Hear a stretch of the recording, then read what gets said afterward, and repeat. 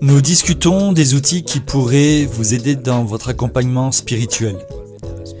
Nous avons évoqué l'importance de l'écoute, l'importance de poser les bonnes questions, des questions qui suscitent la réflexion.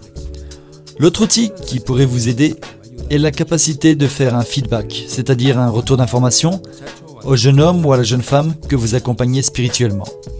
Les Écritures nous enseignent l'importance de communiquer véridiquement avec amour. Nous avons tous, quel que soit notre degré de maturité, notre formation académique ou théologique, nous avons tous, dans nos vies, des angles morts. Les angles morts sont les aspects de la réalité que nous ne pouvons pas voir, mais qui sont pourtant visibles aux yeux de notre entourage. Si vous regardez par exemple la chemise que je porte, et si j'avais une tache au dos, seule une personne qui se trouve derrière moi pourrait m'interpeller et me dire « Félix, tu as une tache au dos ». Je le considérerais comme un angle mort. Je ne pourrais jamais découvrir cette réalité sans le retour d'information et l'aide d'une autre personne.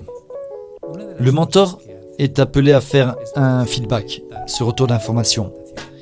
Le mentor peut avoir recours à 3 types de feedback. Le premier et le plus important est le feedback de Dieu. Ce n'est pas une contradiction, comme on pourrait le penser. Le mentor doit aider le jeune à constamment rechercher le retour d'information de Dieu sur sa vie.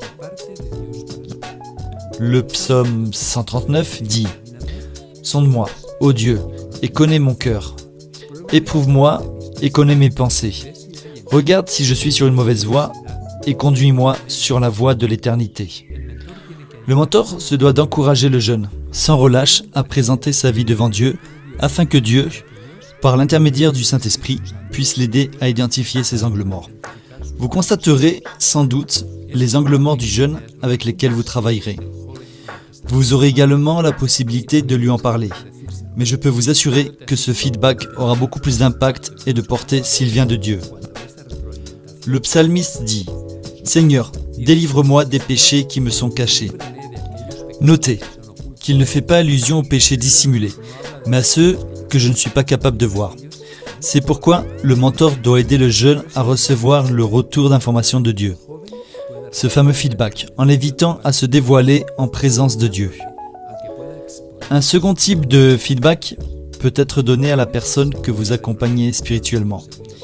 Il s'agit du feedback que vous pouvez lui donner, lorsque vous l'aidez à voir, comme je le disais plus haut, les aspects qui lui échappent.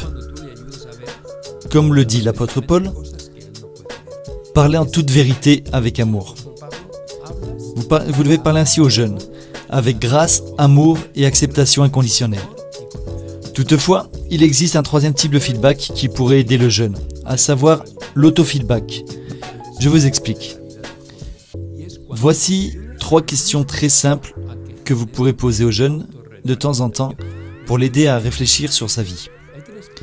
Ces 3 questions que j'utilise très souvent sont: que fais-tu de bien dans ta vie?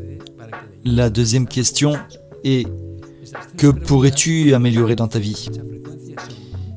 Et la troisième question est: que pourrais-tu faire différemment dans ta vie? Le feedback est donc un excellent outil pour le mentor.